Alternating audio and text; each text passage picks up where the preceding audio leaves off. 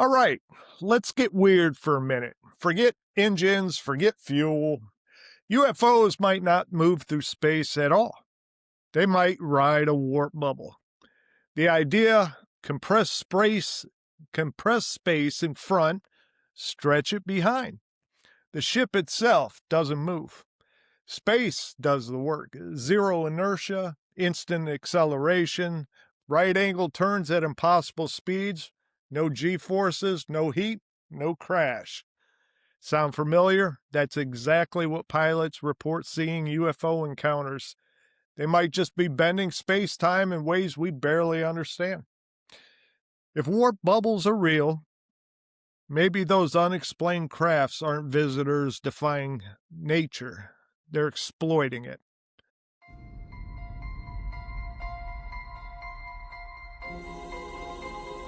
What do you see when you're in the dark? So, welcome to Buried Stories. I'm Jeff Mercurio. Along with me is Wendell Brown and Steve Mercurio. What's Steve, up? Hey, Jeff. your thoughts on the warp bubble, Steve? Well, I got to tell you, I think this is probably the biggest stretch when it comes to technology, truly, because if you look at where we've come as humanity and where we've been able to come with flight, right? How long has it taken us from the moment the Wright brothers jumped off the hill with a weird looking kite to where we're at right now, right? One could say that the warp bubble is exactly what we've been missing. And it is kind of, because think about, we always talk about propulsion, right? When it comes to Right. flying, we always talk about propulsion. And from what we understand of humans, like what could we burn? What could help us propulse? We talk about going at a warp speed. We've been watching, the USS Enterprise go talk about hyperspace and all that, and same thing with Star Wars, right? We've always seen where they've been able good old Chewie pushing it into hyperspace, right? Yeah, yeah. The best way I think I've ever heard the warp bubble is if you take a bowling ball and you put it on a bed, right? And you take your arm and you push it right down in the mattress next to where the bowling ball is. The bowling ball, without any push or sense, will just fall into where you pushed your fist in, right? It rolls that way with limited, it doesn't need much to do it. So that's the way I kind of heard the warp bubble being explained, is if you take a bowling ball, push down on a mattress and it falls in, it's just like nothing pushing back against the bowling ball. So this is interesting. This is what we've needed to understand where we got to get to the next level. Gotcha. Wendell, your thoughts on the warp bubble? As you smile, and how am I going to shut him up on this one? Um, uh, this explains everything. It explains everything, Jeff. It connects so many dots in my mind. Um, you mentioned the USS Enterprise in Star Trek. Remember that little pause before they went in warp drive? Just the little pause before they went in warp drive, and then they took off in a flash. To me, that was the warp bubble going around. And you didn't see flame out the back. It wasn't being propelled. It was, like you say, in its own time and space, and its space was going that way. And it explains everything to me. We talked, on our last episode, we talked about Lazar talking about this concept and everything. And what's interesting now is that we're seeing more and more, and specifically since 2013, we're having a lot of sightings of spheres, orbs, things of that nature, tic tacs, and my logic on it right now, at least I'm always open to my mind being changed, but the tic tac, which the white part of the tic tac is the warp bubble around what most of the pilots say is a cube inside. That's what's going between their planes and stuff, and I think that the reason we can see it is because it's human technology. It's reverse engineered alien technology, basically, but reversed. That's our shot at it, right? That's why you can see the whiteness around it, where you see a lot of the we mentioned Billy Myers in the last episode, a lot of his photos, they don't have a white orb around this flying saucers. The orbs, a lot of the orbs you see uh, pictures of or people talking about them, they don't talk about a white shield around it. And maybe because that is the alien technology that's perfected. And I think the Tic Tac stuff is us in our version of the same thing. And I tell you what, and I'll give them some slack on that, because if they have even cracked that nut to be able to get a warp bubble that has its own time and space, which you mentioned in your opening, which eliminates all the laws of physics, then transmedian travel, it explains everything about what we're seeing. The USOs in the water, the reason that they can soar through the water is they're not actually in the water.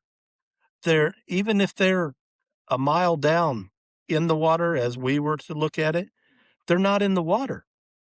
They're in their own time and space. And in our atmosphere, they're in their own time and space. They're not up in our sky as we see it and interpret it.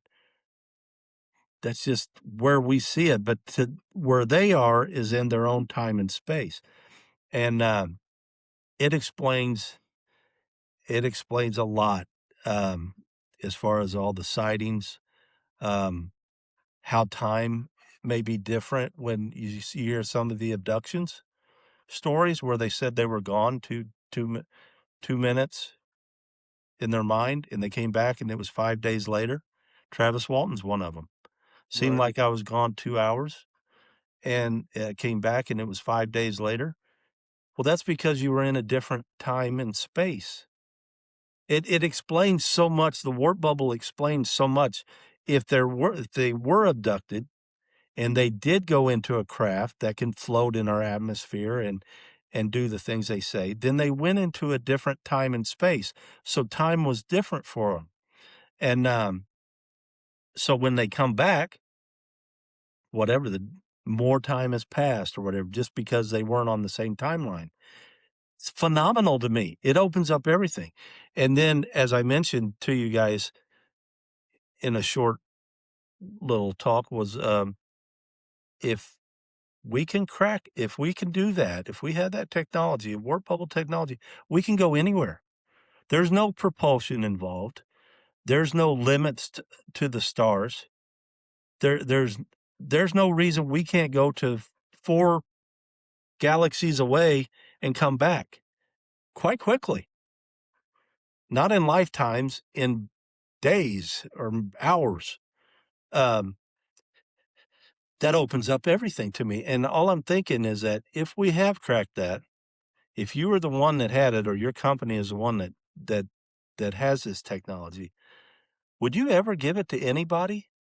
I mean, I mentioned before we're watching SpaceX do their moon shots and Mars shots. Is that stuff antique kind of stuff that has been so far past that we're sitting here watching them and really excited about SpaceX launching another rocket and catching another rocket, when in fact they can take a triangle airplane, put it in a warp bubble, and soar wherever they want? It's scary as hell, depending on who controls it, and but it just makes sense. It connects all the dots at one time. If they're able to do that, and the explanation of it. And I was really, really weirded out that Lazar was talking about creating its different time and space back in 1989. So that tells you how far behind the curve we are, um, on what is out there and what is, and I truly think a lot of the sightings today are our craft that we've reversed engineered and we've just perfected to some degree, that we're able to fly among our planes and be seen and then be gone. I think a lot of it is our technology that you see. So are you saying that we harness this technology? We reversed engineered it, and if we've harnessed it, God help us. Well, let me You know, ask you guys this. Kind of going, as I'm listening to hear you talk about this, Wendell. Do you guys remember a movie called Flight of the Navigator? mhm. Yeah, yeah. You guys remember that? It was a kind of a happy-go-lucky. It had some sad parts to it, but it was kind of a Disney film. Right? The young kid, he falls down like a hole or something. He's trying to get home, ends up in an alien craft, right? Kind of goes with the time thing. He doesn't think he's gone long at all, right? He thought what, a couple minutes, a little bit. He comes back. It's what, his older brother has surpassed him in age. His parents have moved on. The military found him and is wondering what the heck happened to you. And he was just on that craft for a very short amount of time. And also, when you go back and you look at that, it kind of looks like the technology was exactly used on that craft, right? Because it didn't really have a propulsion. It sat there and floated. It kind of used some of the same technology that Lazar talked about. Wouldn't you agree? Yeah, Yeah. yeah. It's mind blowing because, like I said, it connects all the dots. I mean, and then look at all the abduction stories. How much sense do they make if that's the case? That explains it. Nobody could ever explain why you thought you were gone 2 hours and came back and it was 3 days later. Nobody could ever explain that. Nobody. I mean, nobody even came up with a good lie about it. And the warp bubble solves it. It explains it to a T. And no propulsion. You know, we're sitting here trying to find out how fast we can shoot something supersonic. Usually it's a weapon to kill us, but Yeah. um, if you've got this warp bubble, no propulsion needed. It's, it is now. You got to take your hat off to them if they've got to it to where they can operate it, which they did when Lazar was there. He said they went out and tested them, and and he would watch them go up and down and around and side by side. They wouldn't go too far away because it was like a diamond to them. It was a treasure that they didn't want to lose, so they wouldn't shoot it up to the stars in fear of not getting it back. But they would take it out and go up above the mountains in Area 51 and all that, and then back.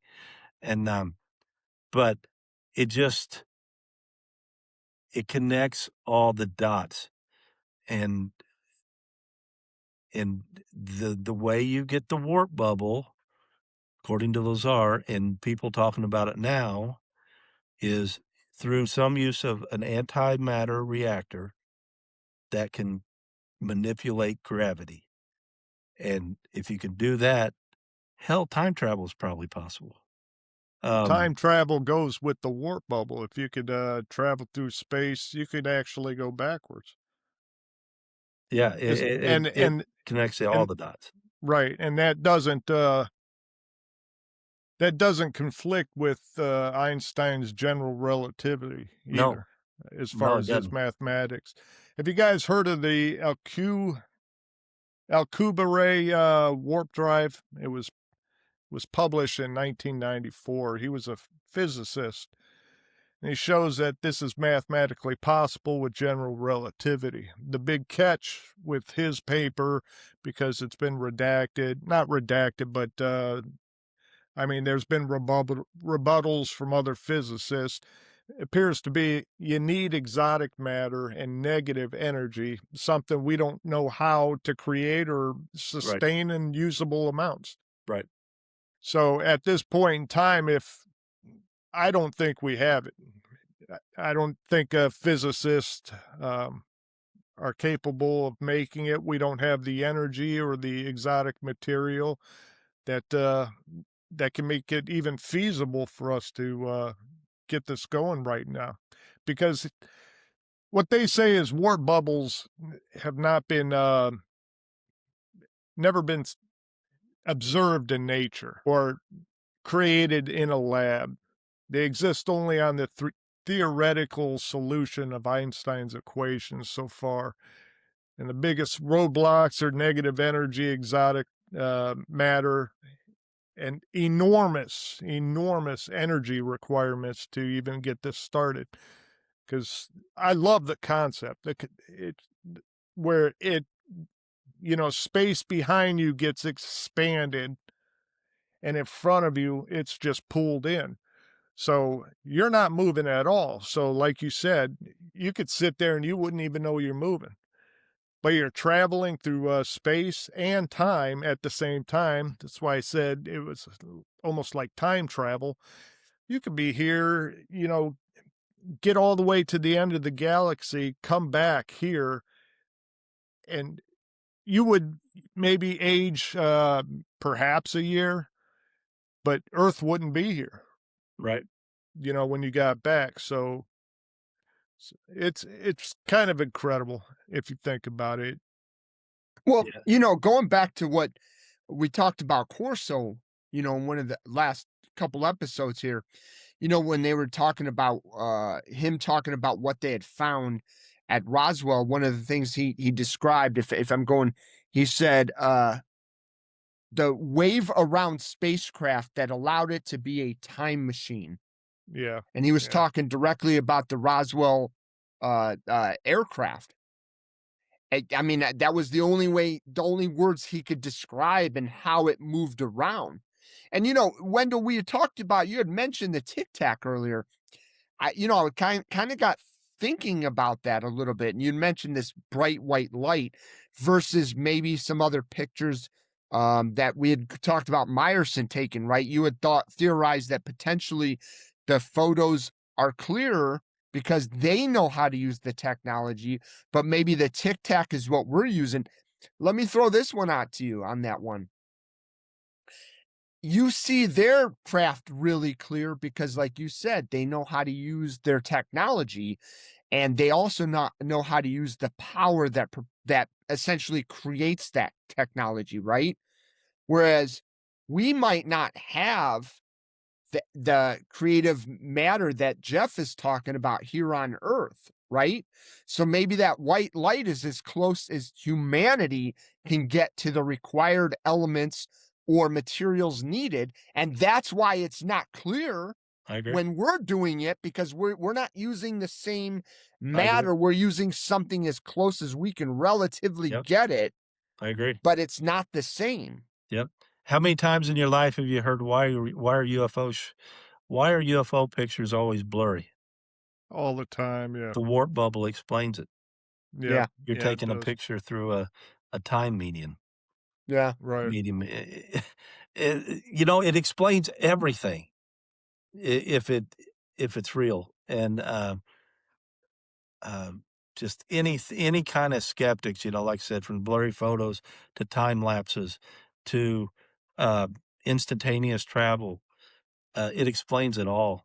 And then one thing I'd really, I've heard of we've all heard of warp speed and all that before, but the time space, the new the individual time space that it creates inside of our time and space.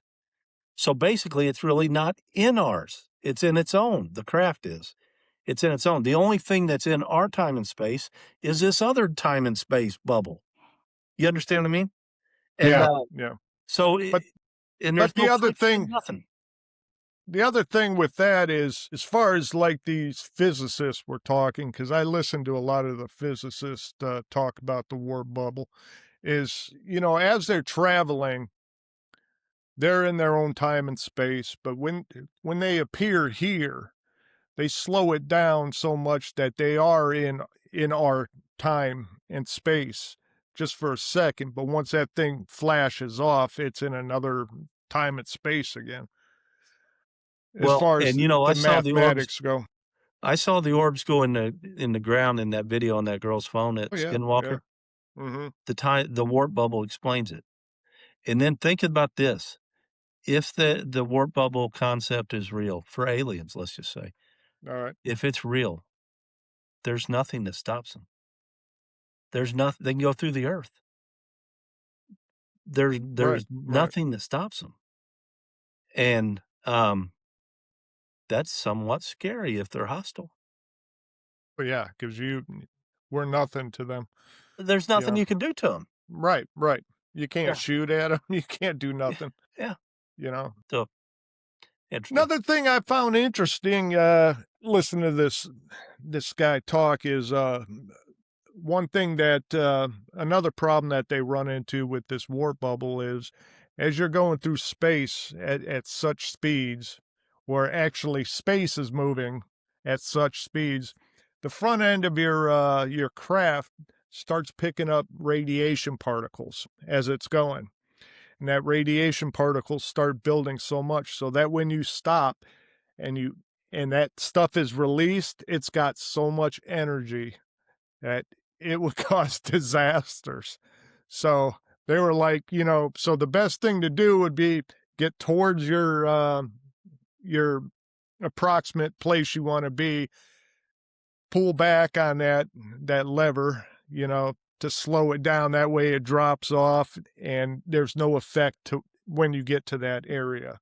So I just Yeah. found that to be interesting. But if such a thing is real, what does that make us? If something actually controls a technology like that, where do we rank on the scale of things to them? Well, we're still cavemen to them. Absolutely. I mean, I think we're just thousands, potentially millions of years apart, right? The science that we're exploring today is the science they potentially explored thousands of years ago, millions of years ago. We don't know. We don't Right, know. right, right. But we are making strides into it. I mean, we're coming up with new theories.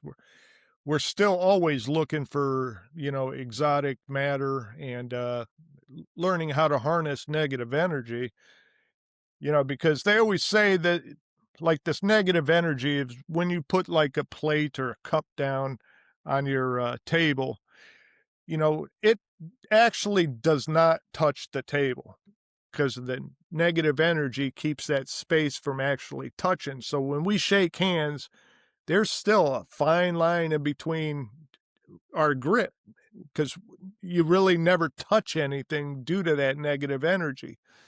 So I found that to be fascinating. But how do we harness this stuff?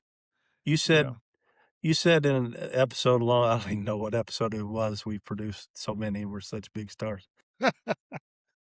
You said in an episode once, Steve, you may have been on it when you said, I don't want to offend the nerds because the nerds are going to rule the world. I think you were talking about high school cliques. That's right? what it Yeah. was. Oh yeah. And you said the Hmm. nerds, and you said not in a negative context because the nerds are going to rule the world. You're Yeah. exactly right. Whoever figures out that problem that you just said, he figures out those type of things, they will rule the world. Right. Right. And it I all just don't comes think down. humanity's ready. I Uh, don't think we're ready for it. Yeah, no. that's what I I'm don't think we're saying. Yeah, ready. I'm so excited that I think we're on the verge of actually seeing the truth of what it actually is. But God help us if we develop it ourselves. Oh, Because I know. obviously if these things have it, they could have destroyed us a long time ago. So that leads me to believe they're not hostile. Right. Because There's look at nothing. us. We're Yeah. barbaric. Yeah, there's Yeah. Absolutely. they've if they have that, if they had the warp bubble, they could have if we bothered them, they could have swept us away a long time ago. Um, and quickly. Um, but so that leads me to believe they're not hostile. And then we can all debate why they're here. What are they doing? Watching? They keeping us here as prisoners, whatever. But I'm with you, Steve. As miraculous and incredible and as exciting it is to know the truth that just explains everything. God help us if we ever learn how to do it. Because Absolutely. Well, uh, then, Wendell, that brings up other questions then, because the warp bubble was only, if I'm correct, and again, it's been a while since I've seen the documentary that kind of talked and touched about this, but um, if that's one of the technologies that Bob Lazar talked about, right? You had mentioned in a prior show that the theory is we have 9 different craft, right? 9 craft that essentially don't were not created by humans, right? So I wonder is this warp bubble just one of the potential theories of how one of those craft worked? Or was it how all 9 worked, just with a different take on the same technology? It'd be interesting to know that, because I mean, here we're talking about the warp bubble and how potentially powerful that would explain everything, right? Time, movement, separate time, space, and theories. What about those other 8 craft? Did Here's an you know? interesting one for you, Steve. Kinda goes back to our other one we were talking about, Corso, Lazar, and Meyer. Uh, Lazar was on the Rogan show, and he said, "I don't know how true, Meyer's stories are," but he said he pointed at a picture that Meyer took. He said, "That's the one I was working on at S4." And so that kinda eh, that and he also mentioned that he thought they all did work about with the same technology. So if that's the case, there's some plant out there in space that's mass producing these things. Then he didn't know whether some of ours were found, like, in archaeological digs, or some of them may have been given, some of them may have been captured. I'm kinda along the lines of, what Zach said that time. I don't think they're gonna drive like drunk drivers and crash if they came all the way across the galaxy. No. But, who knows, maybe because they do say this thing gets wobbly, the slower it is, the harder it would probably be able to control. It would the more difficult the slower you go, the more difficult it probably is to control, so who knows? But, just the concept itself now, play this through your mind. We did crack it. We did reverse it, and we know how to use it. Would that explain all the secrecy that we're fighting against? Would that explain why the government's not saying anything to the people? It would. It, yeah, So if it we I could. think cracked it it could. if we cracked it, it would be the biggest secret ever, and Yeah, we'd ever, never ever, know it. No. and you would do anything to protect it. Right. And Absolutely. we wouldn't have an episode about it because we wouldn't know it. Yeah. No. Yeah. And we would be sending people everywhere, through time and stuff like that, and they wouldn't talk when they get back, Yeah. you know? Yeah. If they got back well, they would come back. That's if we're around when they got back from wherever they were going. Wow. Yeah. Yeah. It's Pandora's box, man. Right. But the one thing I kind of find interesting is, everything comes down, the whole universe is mathematics. So everything comes down to mathematics. If you figure out the right equation and figure out the right material needed, if you can harness exotic material and somebody comes along because, every 100 years or so, some Einstein comes along and has a new theory. Somebody's going to crack it someday. Yeah, I guarantee that. If we haven't cracked it now, but somebody's going to crack it because everything comes down to math and matter. And you put those two together and you got yourself a warp bubble and a warp bubble / time machine, Yeah. you know? Yeah, I just don't think we would ever crack it if we follow the typical physicist peer review academic, channels to go through, and then No, possible acceptance or non-acceptance from the scientific community. If we take that molasses river right. in We'll that never kind of know. time, we'll never know anything. Right. And I understand that people wanna have their credibility, and they wanna have their books, and they wanna have their accreditation and all that in their science stuff, but that process is too slow Yeah. for this kind What of stuff. what you would need is a rogue scientist out in his barn Yeah. putting something like this together, not Like Bob talking to Lazar anybody. putting a jet in a Vega Yeah. or whatever he Yeah. did. That's what Jet you would engine. need. Yeah. Yeah, I agree. Good one. I Last like this last one. thoughts on the bubble, Steve. Hey, I'm just look, I believe it. I think that it's out there. I could definitely say in the past, I think the older sightings that we've discussed in the past, I think those are probably more alien. I think today's could possibly be way more closer to us, like Wendell was saying.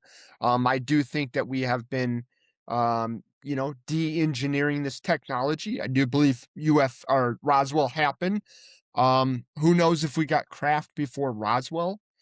So I would say we're probably, if not close, I think we've already cracked this. Now, to the level of what we can do on planet Earth. I think that's all only hindrance in fully embracing this technology is that we are stuck with what we can produce on Earth. And I think some of this technology needs elements from afar that we just haven't been able to harness yet. So I think what Wendell talked about is probably true. We're probably in the early stages, early maybe to mid, approaching mid. And I think there's a lot more to go yet. And that's kind of scary to me in a way. So Yeah. Yeah.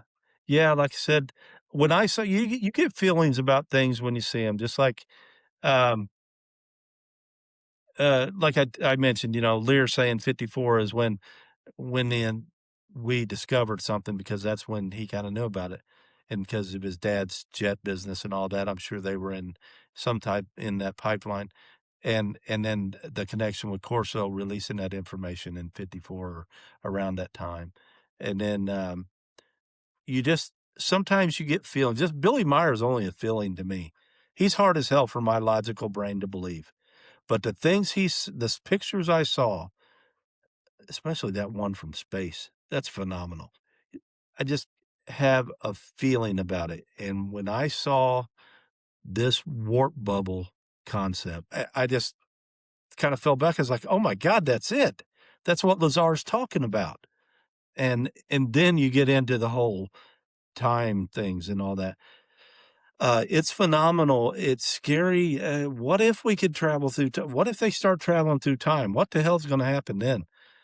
Is there multiple then you're gonna be talking about, is there multiple timelines? God, I hope so, because if we time travel, we're gonna screw up this one without a doubt, Yeah. So hopefully there are separate timelines, that they can go to. But, but the war bu it's just one of those things, when I saw it, I knew it, and I can't explain it. When I saw it, I was like, "That's it. That's that's what he was talking about." And, uh, and it's what Corso mentioned, and it's what everybody mentions that's on this subject that starts talking about, no propulsion. They can't figure you ever think about some of the movies we used to see, how stupid it is now when they would show a flying saucer coming down with a fire coming out of the bottom of it? You Yeah. know what I mean? Yeah. That's Mhm. ignorant now. I mean, you know Right. better. We know we got warp we got warp bubbles. We know better. Right. Uh, Yeah. the so I think this is key. It is a key, and I think it's the brass ring that everybody's trying to grab as far as all the governments of the world, because they know whoever is able to use that kind of technology, you can dictate whatever terms you want if you can do this. I I mean, got you. Well, good discussion, guys, on the warp bubble. So we'll revisit something like this again when we get around to it. But good discussion, guys. And with that, ladies and gentlemen, if you like this show, leave a comment below. If you got a comment about the warp bubble, please. leave a comment. Yeah, please leave a comment below. If you got a story you'd like to tell, email us at buriedstory74@gmail.com. Thank you for watching, and good night, everybody.